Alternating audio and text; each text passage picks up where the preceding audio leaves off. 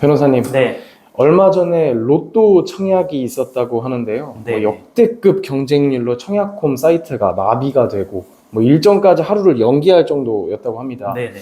로또 청약이라는 게 도대체 왜 이렇게 자꾸 나오는 건가요? 한마디로 분양가 상한제라는 제도 때문에 로또 청약이 있는 거고요. 이 분양가 상한제가 여러 가지로 말도 많고 탈도 많은데 오늘은 분양가 상한제에 대해서 말씀드리겠습니다.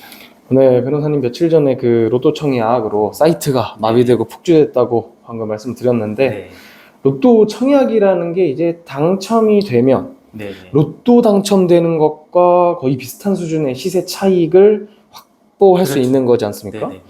이거 왜 나오는 건가요? 이번에 그 동탄역 롯데캐슬인가 그거랑 그 다음에 반포동에 아파트 하나 있고 이게 중복돼가지고 그래서 청약홈 사이트가 하루에 3개가 겹치니까 좋은 게 3개 겹치니까 마비됐다고 하는데요. 네. 이 로또 청약이 나온 이유는 아까 말씀드린 대로 분양가 상한제 때문인데요. 보통은 이제 아파트 가격이 오르면 그 건설사나 시행사에서 주변 가격에 맞춰서 분양가를 정하거든요. 근데 분양가 상한제는 말 그대로 상한제니까 정부에서 분양 가격의 상한을 정해놔 버렸어요. 네. 그러니까 애초에 분양가를 통제해놨기 때문에 다른 아파트 가격이 오르는데 이 아파트는 싸게 느껴지니까 사람들이 여기 몰리고 그 차익만큼 로또가 되는 거죠. 그럼 분양가 상한제라고 말씀을 해주셨는데 이게 구체적으로 어떤 건가요? 이게 이제 시행사가 아파트 분양을 할 때 그 원래는 신축이기 때문에 네. 입지가 같으면 주변의 아파트 시세 대비 조금 더 비싸게 분양을 하거든요. 입지는 같은데 신축이니까. 근데 이제 분양가 상한제는 정부에서 정책으로 민간에서 분양을 할 때 어떤 가격 이상을 못 받는다. 이걸 통제해 놓은 건데요. 네. 그래서 말 그대로 분양가 상한제다. 상한이 걸려 있다. 이런 제도입니다. 근데 정부에서 왜 통제를 하는 건가요? 정부라면 어떤 정책적 효과가 있어야 움직일 텐데요. 이게 이제 정부의 원래 선한 의도는 이런 거죠. 이제 민간에서 만약에 자율적으로 분양가를 정하게 되면 민간은 다 기업이기 때문에 네. 이제 이익을 얻기 위해서 분양가를 높게 정할 수밖에 없잖아요.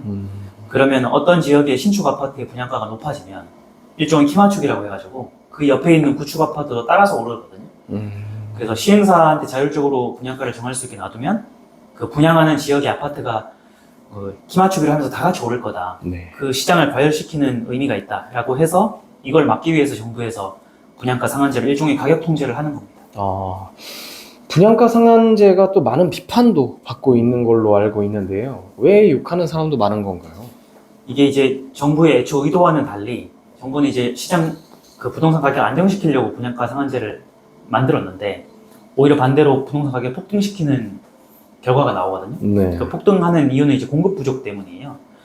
왜냐하면 이제 정부에서 분양가를 인위적으로 통제하게 되면 민간 건설사나 시행사가 어차피 분양가를 높게 못 받으니까 이익이 안 되니까 공급을 하지 않잖아요. 네. 그 주택 공급의 주체는 대부분 민간이기 때문에 그래서 분양가 상한제로 가격 통제를 해놓으니까 민간에서는 공급을 미루거나 하지 않거나 자기들 수지 타산에 따라 결정하게 되는데 이렇게 되면 이제 수요는 일정한데 공급이 부족해지니까 수요 공급 원리에 따라 가격이 폭등하는 거죠. 그 폭등의 순서는 보통은 이제 실수요라고 할 수 있는 전세가가 먼저 폭등을 하고 이 전세가가 매매가를 밀어 올리면서 매매가도 폭등하는 그런 이제 안 좋은 결과가 많이 나와서 사람들이 분양가 상한제를 하면은 공급 부족 때문에 집값이 폭등한다라고 하면서 비판을 많이 하는 거죠. 정부에서도 이런 부분을 모르지는 않을 것 같은데요. 왜 공급을 축소시키는 분양가 상한제를 계속 유지를 하는 걸까요? 이게 이제 분양가 상한제를 욕하는 사람들은 그 일면만 보는 거긴 한데 사실은 분양가 상한제도가 있는 게 나을지 폐지하는 게 나을지 정확한 그 효과는 검증된 게 없거든요. 그러니까 언뜻 생각하면 분양가 상한제 때문에 공급 부족 때문에 집값이 폭등한다. 당장 폐지해야 된다라고 하지만 네. 만약에 분양가 상한제가 없어서 제가 최초에 말씀드렸던 애초에 정부가 걱정했던 부분 네. 분양가가 올라서 키 맞추기 때문에 가격이 다 같이 오르는 것 이것도 사실 알 수는 없는 거거든요. 네. 그래서 이게 긍정 부정 효과가 제대로 검증되기 전이에요. 그래서 이게 이제 풀었다가 쪼갔다가 정권에 따라 정책을 내놨다가 거두어들었다 하는데 시기와 지역에 따라 조정만 거듭하고 있는 상황이거든요. 그래서 이 분양가 상한제는 그 부동산 가격을 결정한 여러 가지 요소 중에 공급면을 볼 거냐 아니면 가격에 따른 수요면을 볼 거냐 거기에 따라 이제 이해관계가 다를 거고요. 나름의 이제 논리가 있는 거죠. 네. 경제적인 이유에 대해서 전반적으로 말씀을 해주셨는데 네네. 혹시나 그런 법률적인 의미도 따로 있을까요? 변호사님이시니까 여러 각도에서 볼 수 있는 또 능력이 있으실 것 같습니다.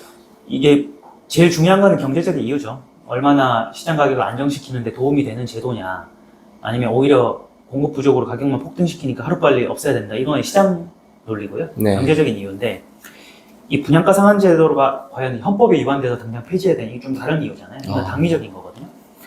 근데 약간의 위헌 성격이 있긴 있어요. 그러니까 물론 분양가 상한제가 공식적으로 위헌 판결을 받진 않았는데, 네. 우리가 이제 자본주의 사회에서 자신의 재산권을 행사하는 건 자유잖아요, 기본적으로. 네. 그러니까 시행사나 시공사도 기업이기 때문에 자유거든요. 그러니까 내가 내 아파트 분양해서 내가 받고 싶은 가격을 받는다는데, 정부에서 강제로 가격을 통제하는 게 약간의 위헌적인 성격이 있거든요. 근데 헌법상 재산권 행사에도 일정한 한계는 있어요. 무작위적으로 다 할 수 있는 건 아니고요. 네. 다만 그 기본권 행사의 제한 범위가 침해가 되느냐 안 되냐, 이거 일종의 기준이 있는데, 지금 현재 부동산 가격을 안정시키는 목적으로 분양가 상한제가 있는데, 그러면은 부동산 그 가격을 안정시키기 위해서 분양가 상한제라는 제도가 적합한 수단이냐, 그리고 적합한 수단이라 하더라도 이제 피해를 최소화시키는 수단이냐, 이런 거를 이제 과잉금지 원칙에 따라 기본권 제한을 심사하게 되거든요. 네. 그래서 이게 공식적으로 지금 위헌을 받거나 테이블로 올라간 건 아니겠으나, 법률적으로는 이게 분양가 상한제가 약간의 다른 제도와 다르게 직접적인 가격 통제를 한다는 면에서 약간의 위헌 성격도 있는 거죠. 그래서 이거는 앞으로 어떻게 될지 좀 계속 지켜볼 문제이긴 합니다.